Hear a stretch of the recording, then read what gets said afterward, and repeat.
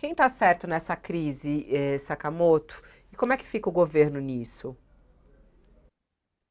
Olha, Fabiola, fazendo um eco um pouco no que eu... Primeiro é o seguinte, acho que eu vou responder a sua pergunta, mas eu vou puxar para um outro lado. O STF vetou, né? Primeiro uma decisão do Flávio Dino, depois confirmada pelo plenário, a farra das emendas, né? A pouca vergonha das emendas. Da mesma forma que tinha vetado aquele entendimento do marco temporal que atrapalhava a demarcação de terras indígenas, né? De territórios indígenas. Mas ele não segura a pressão. Ele sabe que não tem força exatamente na atual configuração, na atual conjuntura, numa conjuntura correta, numa situação republicana, os três poderes cumpririam as suas tarefas constitucionais e cumpririam ordens emitidas, ou leis, ou projetos, tudo, ou cumpririam as decisões de outros poderes. Por exemplo, o executivo e o legislativo cumpririam a decisão da justiça.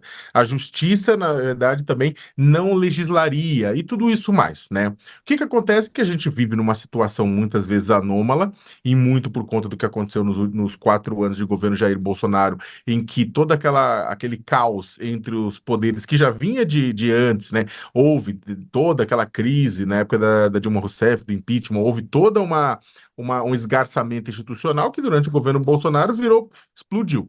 Então, o que acontece? O STF hoje veta a farra de emenda, veta a emenda temporal, mas não segura a pressão do Congresso. Ele sabe que não vai segurar a pressão do Congresso. Por quê? O vetou a farra de emendas. E o que se entende como farra de emendas? Os deputados, os senadores poderem mandar a emenda para suas bases, pensando na eleição dos vereadores e prefeitos de suas bases, que depois serão seus cabos eleitorais em 2026, sem projeto, sem transparência, sem uma justificativa viável, sem aquele recurso estar dentro de um ordenamento maior, de um plano maior de aplicação de recursos, recursos esses que muitas vezes vão virar kit de robótica ou ser desviado em forma de sobrepreço na base e acaba voltando como caixa 2 ou como coquetel de camarão na mão de político. Então, o que acontece?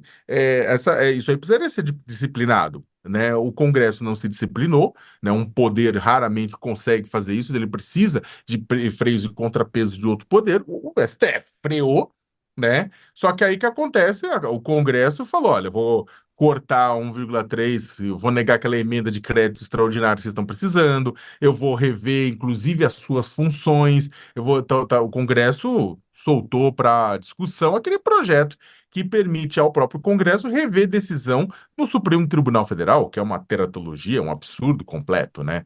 Então, o que acontece?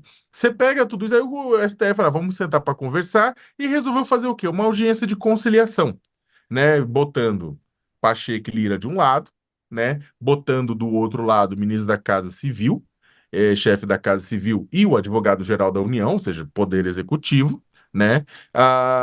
E aí fala, vamos conversar, o ministro Barroso, né? Todo assim, vamos conversar, vamos dialogar, vamos procurar formas de resolver isso. Primeiro, a audiência de conciliação se faz antes do julgamento, se não se faz depois, né? O que que o STF fez jogou, botou um elefante na sala, falou, olha, desse jeito que tá, sem transparência não rola, mas o STF fez isso sabendo que não tinha cacife, bala na agulha para segurar, porque sabia que o Congresso também não ia aceitar. E aí o Congresso falou assim, ó, mas eu aceito conversar.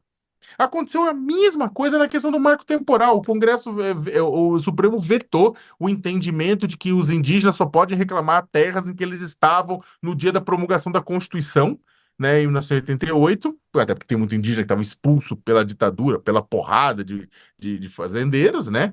E aprovou, mas aí o Congresso falou não. E aí mudou a lei, mudou a Constituição e mudou uma regra, sabendo que essa regra é inconstitucional. E aí agora o que que o STF está fazendo? Está fazendo discussão para tentar conciliação com o Congresso, sociedade civil, a mesma coisa.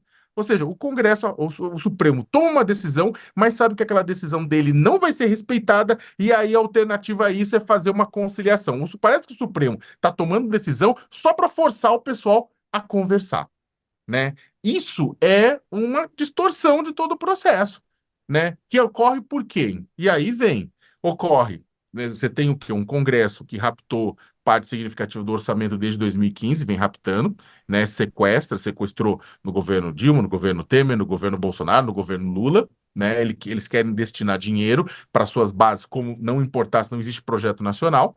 Você tem um governo executivo que quer para si de voltas e emendas, mas não só por conta do projeto nacional, não só por conta da aplicação de recursos em projetos nacionais, mas também para ter poder de barganha com o deputado e com o senador. Ou seja, eu libero e você vota para mim, voltando àquele antigo sistema do toma lá da cá, né?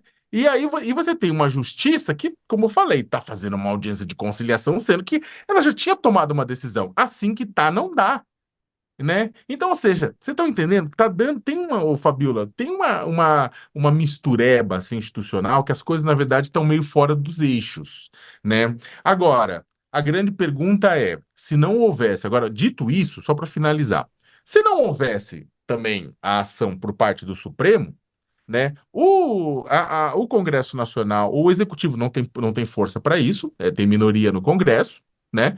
E o Congresso não ia se autorregular nesse sentido, ainda mais com Lira e com Pacheco. Lira, inclusive, é visto não como presidente da Câmara, mas como presidente do Sindicato dos Deputados e do interesse individual dos 513 deputados e deputadas. Então, não ia se regular. Precisa do freio e contrapeso de um outro poder, mas que não é forte o suficiente, pelo menos não está forte o suficiente, para poder fazer valer as suas decisões. Então, sobra o quê? Sobra o almoço. Sobra arroz. Gente, eu fico pensando que almoço indigesto deve ser esse. Já imaginou? Na mesa, Arthur Lira, Pacheco, Barroso, né? O Messias.